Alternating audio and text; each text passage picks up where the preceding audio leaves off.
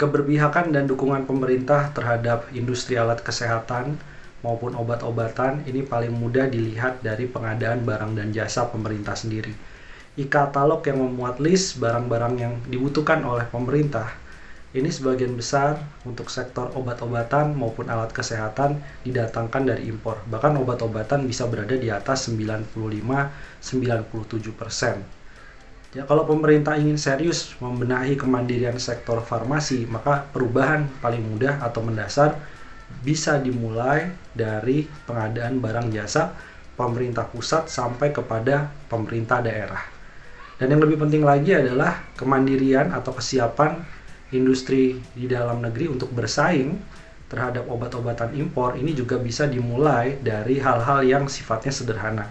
Mulai dari percepatan pendaftaran paten bagi penelitian di dalam negeri, sampai kemudian meningkatkan daya saing kerjasama dengan beberapa institusi perguruan tinggi, institusi riset, sehingga bisa menciptakan industri yang daya saingnya meningkat.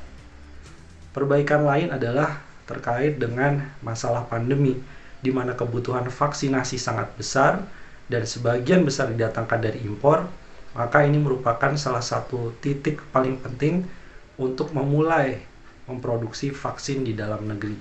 Sehingga ketika terjadi pandemi berikutnya, kita sudah siap untuk mempersiapkan produksi vaksin di dalam negeri sehingga tidak bergantung pada impor yang suatu saat impor bisa mengalami gangguan apabila negara-negara tersebut menutup pintu untuk melakukan kerjasama dengan negara-negara lain termasuk Indonesia. Sehingga kita harus siap mempersiapkan diri industri farmasi kita agar lebih kuat, lebih resilient menghadapi kemungkinan terjadinya krisis kesehatan ke depan. Jasa kesehatan selama masa pandemi tercatat mengalami pertumbuhan yang sangat tinggi, bisa tumbuh lebih dari 11% sepanjang 2020 ketika ekonomi mengalami kontraksi sampai minus 2%, dan industri-industri lain secara average atau rata-rata juga mengalami tekanan yang cukup dalam. Ini menunjukkan bahwa sektor kesehatan menjadi sektor yang diuntungkan selama masa pandemi karena terjadi juga kenaikan permintaan untuk layanan COVID-19, begitu juga dengan layanan lainnya seperti swab test, kemudian tempat karantina, dan juga tes-tes tambahan lainnya ataupun layanan tambahan lainnya yang diperlukan pada waktu COVID-19. Kemudian kalau kita melihat sebenarnya tren dari sektor farmasi ini makin meningkat, masyarakat juga punya kepedulian yang lebih sekarang ini terhadap kesehatan. Jadi kesehatan menjadi salah satu motor utama pertumbuhan ekonomi dari sisi lapangan usaha dan nilainya tidak sedikit lebih dari 200 triliun rupiah sepanjang tahunnya. Kalau 90% saja, artinya dari 200 triliun rupiah jasa kesehatan, itu 90%-nya bisa disumbang dari produksi dalam negeri, layanan dari dalam negeri, maka lebih dari 190 triliun yang bisa dinikmati oleh Indonesia, oleh pengusaha dalam negeri, termasuk para pekerjanya. Ini salah satu PR untuk meningkatkan kemandirian karena akan berdampak langsung terhadap perputaran roda ekonomi yang lebih luas di dalam negeri.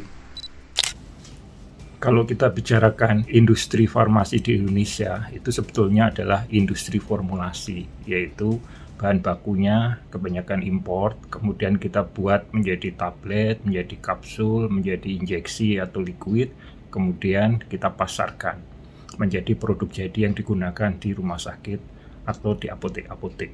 Kalau kita lihat industri farmasi formulasi ini, sebetulnya Indonesia relatif lebih maju dibanding negara-negara ASEAN. Artinya di Indonesia inilah industri farmasi yang formulasi tadi sudah menjadi tuan rumah di negerinya sendiri. Artinya industri-industri farmasi lokal itu selalu ranking 1-2 dalam urutan penjualan di negeri Indonesia. Tentunya ini juga tidak luput dari bantuan-bantuan pemerintah untuk memfasilitasi industri farmasi dalam negeri supaya berkembang. Contohnya adanya Permenkes 1010, di mana kalau industri ingin mengimport atau PMA yang ingin import dari luar harus membuat pabriknya di dalam negeri. Dengan demikian, industri dalam negeri juga berkembang. Demikian juga pasar industri farmasi, khususnya untuk barang-barang yang diproduksi di dalam negeri juga mendapat preference dari pemerintah. Di dalam masa pandemi COVID-19 2 tahun ini, memang banyak pengamat yang mengatakan bahwa industri farmasi atau obat-obatan salah satu yang survive dalam hal ini. Itu bisa dikatakan iya dan tidak. Iya adalah khusus untuk obat-obat yang berhubungan dengan COVID, mulai imunomodulator, kemudian multivitamin, dan antiviral, sampai kemungkinan vaksin itu memang permintaannya meningkat cukup besar. Tetapi yang harus diingat, industri obat kan tidak hanya membuat obat-obat related ke COVID, ada obat-obat lain yang biasanya dipakai di rumah sakit, itu semua justru trennya turun. Kenapa? Karena pada masa COVID ini dokter tidak berani, tidak nyaman untuk ke rumah sakit, demikian juga pasien juga tidak nyaman ke rumah sakit, semua jarak jauh, otomatis omset untuk obat-obatan di luar COVID itu turun. Dan kalau kita tahu sebenarnya obat-obat COVID itu mungkin presentasinya hanya 25% dari total omset obat. Sehingga dengan demikian ya mungkin par-par lah, ininya naiknya tinggi, yang lain turun, sehingga dalam kondisi seperti ini tergantung dari perusahaannya. Kalau ada perusahaan yang produk-produknya banyak sekali yang related COVID, memang akan growth. Tapi yang perusahaan yang biasanya gabungan antara produk non-COVID dan COVID mungkin tidak akan menikmati sebaik yang tadi. Jadi keseluruhan malah growth-nya juga tidak terlalu besar, karena itu tadi prosentase obat-obat yang untuk COVID itu memang masih sekitar 25% dari total omset obat di Indonesia. Memang tantangan yang dihadapi industri farmasi saat ini adalah bahan baku obat. Seperti tadi saya sampaikan, industri farmasi Indonesia kebanyakan adalah industri formulasi, di mana bahan bakunya import, kemudian kita buat menjadi produk di dalam negeri. Hampir 90-95% bahan baku obat itu import. Dan memang sebelum COVID dirasakan baik-baik saja, tapi begitu kita mengalami COVID di mana terjadi beberapa kendala importasi produk, maka kita yakin bahwa memang bahan baku obat itu harus sebaiknya diproduksi di dalam negeri. Mungkin ada pertanyaan, mengapa bahan baku obat itu belum bisa diproduksi dalam negeri selama ini? Sebenarnya ada empat hal. Satu, memang volumenya tidak terlalu besar di pasar Indonesia. Di Indonesia itu omset atau volume dari industri farmasi total 200 lebih perusahaan itu 80 triliun. Tapi 80 triliun itu kalau kita bandingkan dengan pasar dunia yang 18.000 triliun itu hanya 0,5%-nya. Oleh karena itu pasarnya relatif kecil, sehingga kalau membuat produksi dalam negeri biasanya kita terjebak dalam skala ekonomi, jumlahnya terlalu kecil. Nah, itu yang jadi tantangan pertama. Kemudian yang kedua, kalau kita bikin produksi bahan baku di dalam negeri, kita juga harus siap intermediate-nya. Sebagai contoh, kalau paracetamol itu intermediate-nya paraaminovenol yang dibuat sebetulnya dari minyak bumi. Tetapi karena kita tidak punya intermediate, begitu kita bikin paracetamol di dalam negeri, kita import intermediate-nya dari Cina. Otomatis kita juga masih tergantung dari China, sehingga paracetamolnya tidak bisa bersaing. Kalau kita bisa bikin paracetamol end-to-end, mulai kerjasama dari Pertamina, mungkin menjadi baik.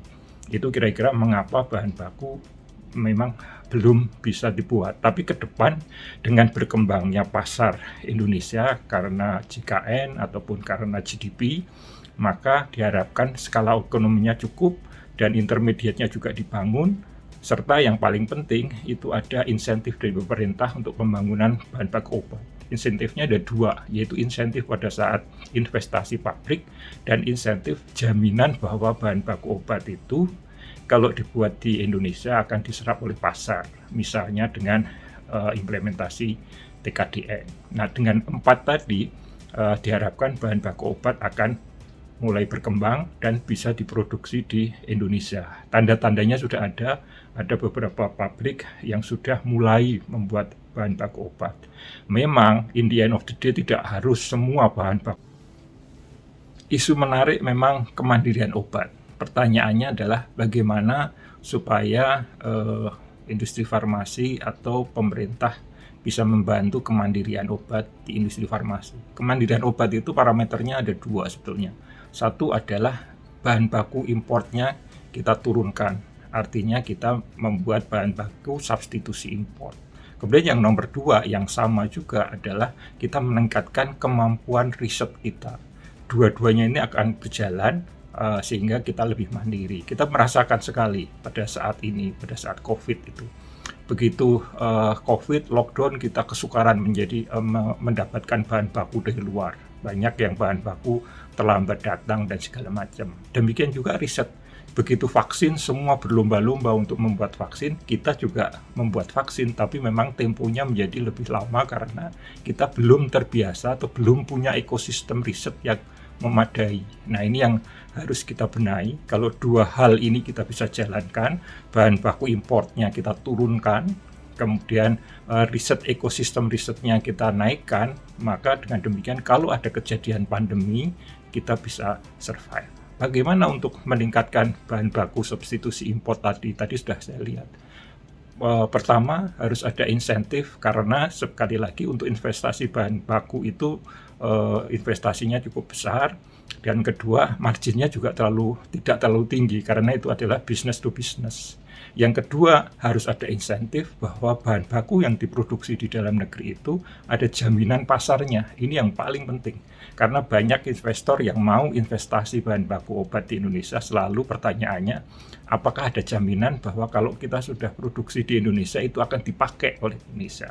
Nah, ini pemerintah sudah menggodok tentang TKDN, sehingga diharapkan kalau produk farmasi itu dibikin berdasarkan bahan baku obatnya dari lokal Indonesia, TKDN-nya tinggi. Nah, kalau TKDN-nya tinggi, maka diharapkan ini bisa diserap oleh pemerintah. Artinya itu jaminan pasar. Jadi memang untuk bahan baku obat supaya berkembang, salah duanya saja adalah bantuan investasi dengan tax segala macam, kedua jaminan pasar. Sedangkan riset itu harus kita membangun ekosistem riset yang baik, mulai dari peneliti sampai hilirisasinya itu ada fasilitas-fasilitas tertentu, dan ini memang sudah dirintis dengan pemerintah dengan adanya tax deduction untuk perusahaan-perusahaan yang melakukan riset.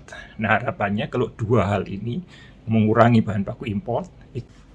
Pada masa COVID ini memang anggaran pemerintah untuk kesehatan cukup besar, tapi memang kita harus sadari bahwa yang memanfaatkan itu memang kebanyakan negara-negara dari luar. Karena kebutuhan bahan-bahan obat yang untuk COVID, terutama yang advance, yang untuk kondisi parah seperti remdesivir, favipiravir, kemudian vaksin, itu semua masih impor. Oleh karena itu, dari sekian dana yang digelontorkan, memang sebagian untuk vitamin, multivitamin bisa dinikmati oleh produsen-produsen dalam negeri, tapi untuk produk-produk yang memang masih import, ya industri dalam negeri akan mendapatkan sedikit bagian, tapi yang paling gede adalah produsen-produsen di luar negeri, khususnya untuk obat-obat antiviral yang masih paten, kemudian ada vaksin yang memang semuanya masih import. Maka itu sebetulnya nanti kalau